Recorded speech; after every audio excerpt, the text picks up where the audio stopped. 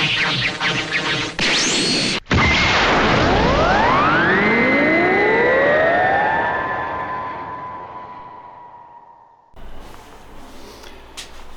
what's up? Welcome to my tiny, incy-wincy small garage where it's absolutely impossible to get anything done. And to the Lego set that is the Saphiro. Once again, in pieces, with bits and crap laying everywhere, and no engine. So yeah, if you remember, last time I mentioned that the engine had a failure on the dyno. Tuner heard a noise, a bad noise. It was lucky to happen on the dyno, as he was able to turn it off quickly. Finally got the engine out after months and months. My good friend Per helped me take it out. Got it up on the stand, and the past week I've just been slowly taking it apart. It's kind of like, if I can take one good thing from this, is it's a fun learning experience. I never ever thought I'd be taking a motor apart on a stand before. So yeah, great way to learn about engines, and it's a good way to learn about RBs as well. I know how an RB goes together. I know like every bolt now, and the order of putting things together. So that's good. That's a cool thing. But what is not cool is this. So open it up to inspect the damage, and it was the very first one that I looked at was cylinder 1.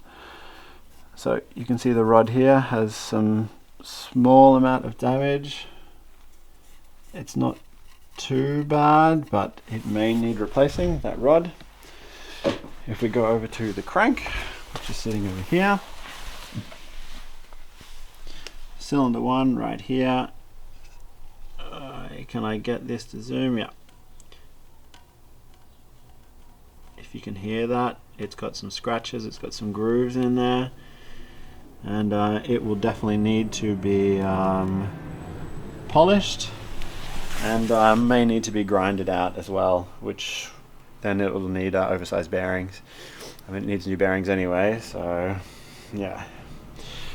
Having a look at it, you can see the extended crank collar that I had put on there, but that didn't help too much with what happened. But yeah, you can see the rest of them actually aren't too bad. They all look pretty good. Cylinder 6 did not look so good though. The bearings that I pulled out were really bad, just kind of like black and burnt. So it kind of had a problem as well, but the crank looks fine there. But yeah, basically it was just fun bearing. I'll put a picture up now of what it looked like. That was what it looked like when I opened it up. So that was bad. The rest of the motor, like, I was expecting to see a lot of like metal shavings everywhere, but the sump, looking at that now, there's only just like some small little things in there, just small little bits of metal shavings, nothing too bad. The oil pickup, there was nothing in the oil pickup, which was a good sign, I guess, but everything will need to be cleaned or replaced probably. Oil pump, which people blame the failure on, is fine. I haven't opened it up, but it spins freely, it spins nice and smoothly, and there's no real noises or anything. Remembering that this is an N1 pump that actually came on the engine, and I sent it off to Lewis Engines in Australia to be fully rebuilt with billet gears. So I very much doubt that that was the failure. So I guess I'd like to know in the comments what you think is what happened, why it failed. Some history on the motor. I had it rebuilt here in Norway. New bearings. The crankshaft was balanced, extended crank collar put on, new oil pump, everything else was new. I had always changed the oil religiously and used a new oil filter. The engine had only done about 3,000 kilometers and was only a few months old when it failed. So I don't know, let me know what you think went wrong. Not that it matters, because I'm left with this. So where to go from here? There's a few options, I guess. Option number 1, send this crank off to be measured and to see if it can be used again or if it's too far gone. The rod will, I guess, have to be measured as well. It may need to be replaced. The cylinder bore may have to be measured as well. See whether I can use standard pistons again. I was talking to the engine builder, he said that may have been damaged. I may need to use oversized pistons in the future. That's a whole different ball game then and there. Other option is to try and find another motor and just use parts from that. Whether I can find another short block and then just use my cylinder head.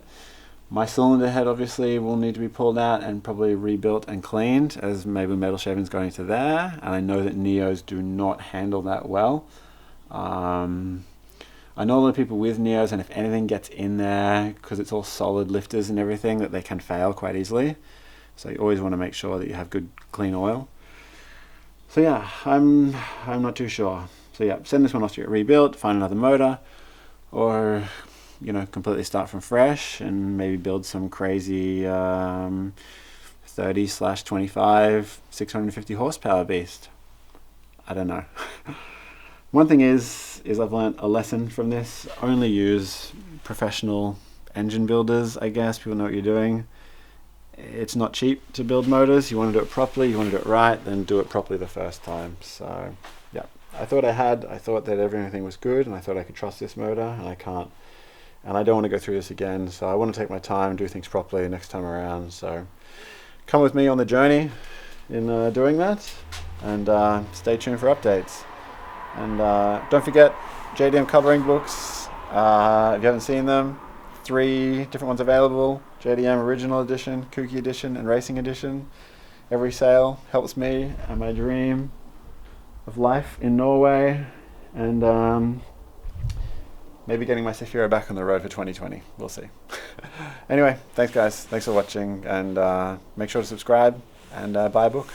Peace.